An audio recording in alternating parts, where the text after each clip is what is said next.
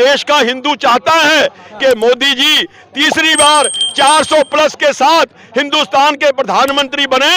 जो 60-70 साल से ये टोपी पहन पहन के कटमुल्ले माओवादी, नक्सलवादी, आतंकवादी जो नेटवर्क बिछा के लगे हुए हैं, पीएफआई लगी हुई है, उस नेटवर्क को तोड़ने में समय तो लगेगा। वो धीरे धीरे चीजें हो रही हैं, वो ठीक होंगी, बिल्कुल ठीक होंगी ही होंगी।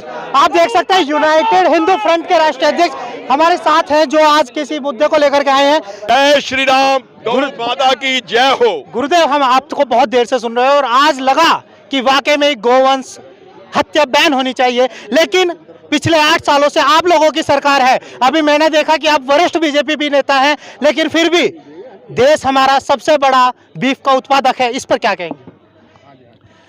जो सिलसिला लगातार पिछले 60-70 साल से चलता आ रहा है, इंदिरा गांधी ने 5000 गौ भक्तों को, संतों को, बच्चों को, महिलाओं का खुलेआम मर्डर किया। 7 नवंबर 1966 को उस बात को दफन कर दिया गया, दबा दिया गया कि देश की जनता इस बात को ना जान पाए। मगर अभी संत समाज, हिंदू संगठन, हम सब लोग खड़े हुए हैं और इस बार हमारा मौजूदा प्रधानमंत्री से, मौजूदा सरकार से ये पुरजोर कहना है कि अब समय आ गया है, उन 5000 जो बलिदानी हैं उनकी आत्मा को तभी शांति मिलेगी जब पूरे देश में गोवंश हत्याबंदी कानून बनेगा। और हम चाहते हैं, आज देश का हिंदू चाहता है कि मोदी जी तीसरी बार 400 प्लस के साथ हिंदुस्तान के प्रधानमंत्री बने। इसलिए संतों का मोदी जी से, अमित जी से ये अनुरोध है कि 2024 के चुनाव से पहले पहले आप हमारा जो ये पूरे देश में गोवंश हत्याबंदी कानून है उसको बनाओ, तो पूरा देश आपके साथ खड़ा होगा और आप मजबूती के साथ फिर से तीसरी बार 400 प्लस के साथ देश के प्रधानमंत्री बनेंगे। ये हमारा अनुरोध है, ये हमारा आह्वान है। अध्यक्ष जी, संतों ने 2014 में भी आशीर्वाद दिया, 2019 में भी आशीर्वाद दिया, लेकिन मैं पूछना चाहता हूँ गौ हत्या किस राज्य में बंद होगी? क्योंकि वो गोवा में जाके गौ की बात नहीं करते। देखिए, अगर आशीर्वाद दिया तो काम हुए। 2014 में आशीर्वाद दिया, 2019 में दिया, धारा 370 को हटाया गया है। वो लोग जो कहते थे धारा 370 हटाई गई, एक भी हाथ तिरंगा पकड़ने वाला नहीं मिलेगा। मगर इस बार पूरे हिंदुस्तान में, जम्मू कश्मीर की गलियों गलियों में तिरंगा लहराया गया है। ये मोदी जी के कारण ही हुआ है। राम मंदिर का इशू, जिसको 1528 से लेके 1992 तक लगभग 76 युद्ध हुए, 5 लाख हमारे पूर्वजों ने बलिदान दिया।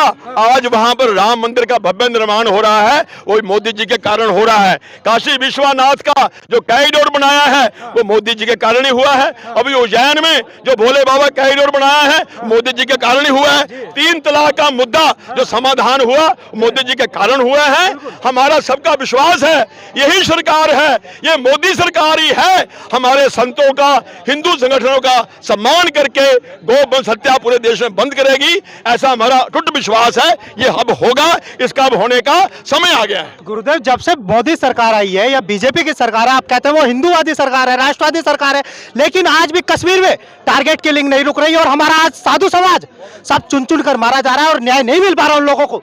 जिन लोगों की दुकानें लोगों को मार मार के चलती थी, जो 500 रुपए देके पत्थर मरवाते थे, आज वो पत्थरबाजी बंद हो गई है। उनकी आतंकवादियों की दुकानें बंद हो गई हैं। जो शांति, भाईचारा, प्रेम का माहौल आज जम्मू कश्मीर में बना हुआ है, वो नहीं चाहते कि जम्मू कश्मीर में शांति हो, वो नहीं चाहते कि जम्मू कश्मीर भी देश की मुख्य धारा के साथ हो। इसलिए वो चुन चुन के टारगेट किलिंग कर रहे हैं।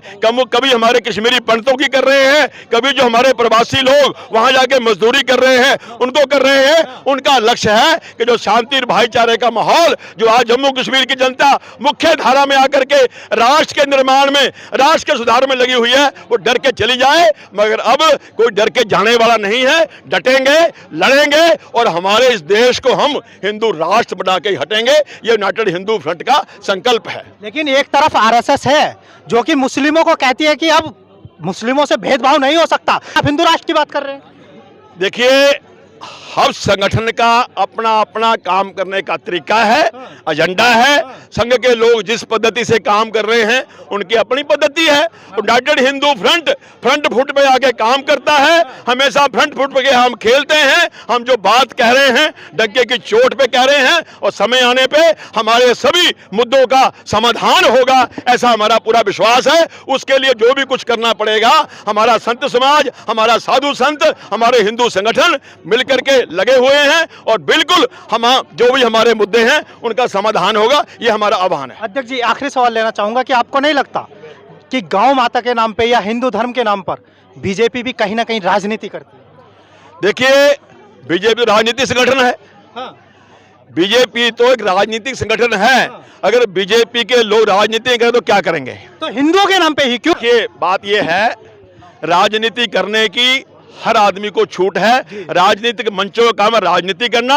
जो भी कोई व्यक्ति, जो भी कोई संगठन हिंदुत्व के लिए काम करेगा, हिंदुत्व की बात करेगा, राष्ट्र के लिए काम करेगा, यूनाइटेड हिंदू फ्रंट उसी को अपना समर्थन और सपोर्ट देगा। जय श्री राम, गौ माता की जय हो। लेकिन गुरुदेव, बीजेपी अगर अपने मंचों से जय श्री राम का नारा लगाती है चुनाव के समय, जो हिंदुओं की बात करती है चुनाव के समय, और साहब हिंदुओं को काट दिया जाता है, चाहे वो कन्हैया लाल हो, चाहे फिर चुप क्यों हो जाते हैं वो लोग? देखिए, कहीं कोई चुप नहीं हो रहा।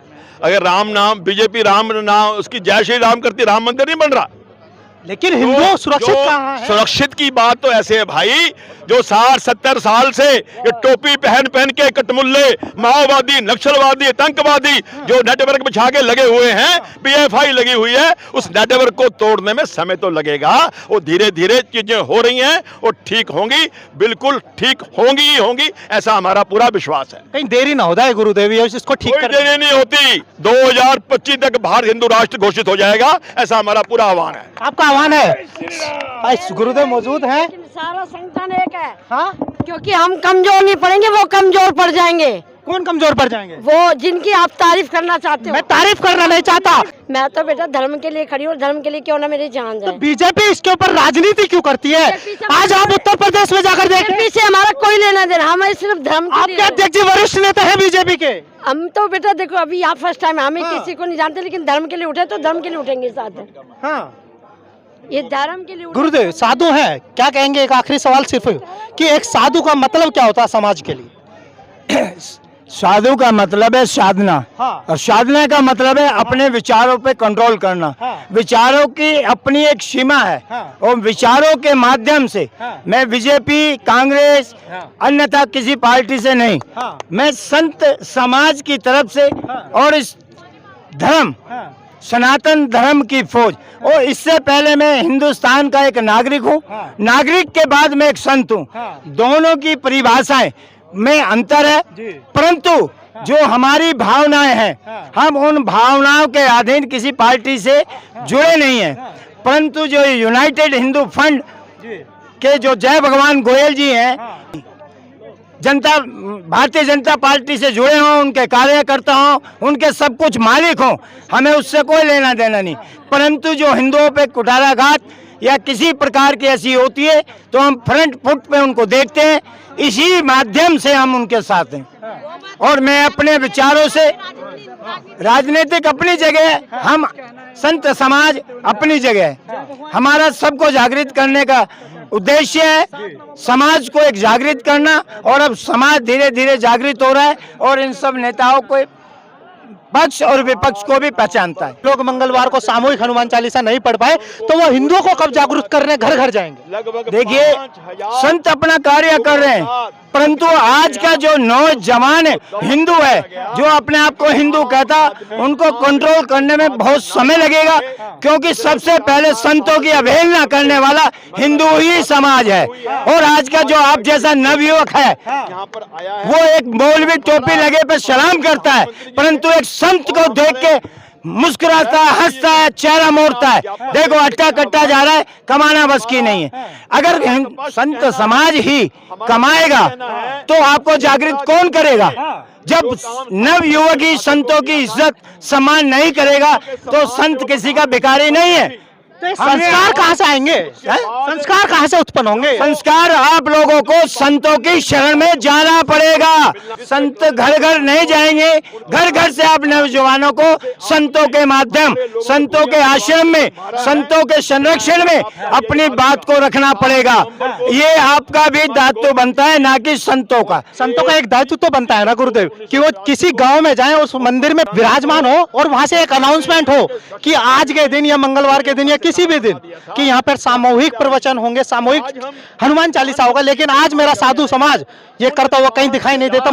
मैं आपकी भावनाओं की कदर करता हूं, परंतु संत समाज धीरे धीरे अभी चल रहा है। जो संत समाज इस कार्य में जुटा है वो अपने मार्ग को कश्यप चाल से संपन्न करने की, अपने लक्ष्य को प्राप्त करने की संघर्ष में जुटा है और वो करेगा और करता आ रहा है। चाहता हूं कि आप नौजवान भी अपनी भावनाओं को, अपने गुरुओं को सत्कार और उनके संरक्षण में अपने आप को सुरक्षित समझेंगे। ये समय अब दूर नहीं, बहुत शीघ्र आपके सामने आएगा। तो गुरुदेव, और जो आपका ही साधु समाज है उससे क्या आह्वान करेंगे जो कार्य नहीं कर पा रहे? हमने देखा है खुद, मैं माफी चाहूंगा आपसे कि मैं एक बात कह रहा हूं कि आज मैंने देखा है कि कहीं ना कहीं वो भोले बाबा के नाम पे सुप्ता फूटते हुए मैं देख पाता हूँ। उन्हें कहीं ना कहीं मैं एक ऐसी अवस्था में देख पाता हूँ जो नशे की अवस्था में होते हैं, जबकि वो एक समाज को आईना दिखाने वाले लोग हैं। तो उनके लिए क्या कहेंगे? मैं अखाड़े से इस बात पर कई बार विचार कर चुका हूं, जो हमारे अखाड़े के पदाधिकारी हैं,